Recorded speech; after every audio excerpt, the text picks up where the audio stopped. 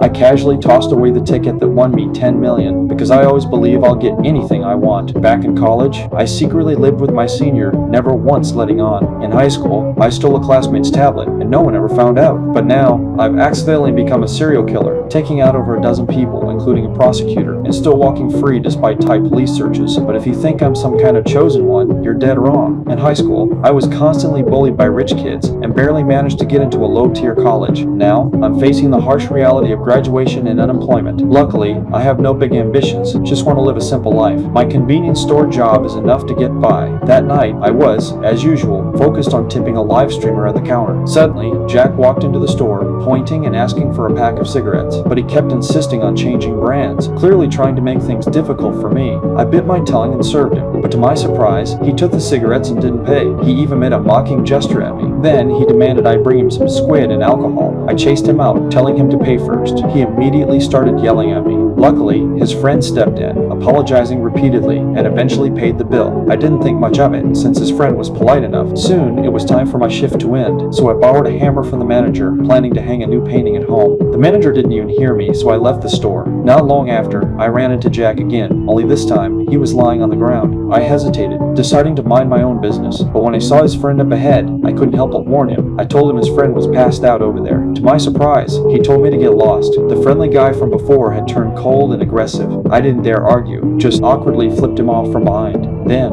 I noticed a mirror ahead. I felt embarrassed and was about to apologize, but he slapped me across the face. I was stunned. Then, as if something triggered him, he started beating me up. I couldn't defend myself, only covered my head and begged for mercy. That moment brought back memories of being bullied in high school, a time I suffered through for 3 years. When he hit me again, I finally snapped. I pulled out the hammer from my bag and slammed it into his head. In that moment, I felt like my soul was set free, but he didn't die. Instead, he staggered to his feet, mumbling something. Once I regained my composure, I asked if he was okay because I didn't want to become a murderer, but he was stumbling around like a headless chicken until he collapsed to the ground. He twitched a few times, and then he was gone. Just as I didn't know what to do, I suddenly noticed a woman standing behind me, holding a dog, walking toward me.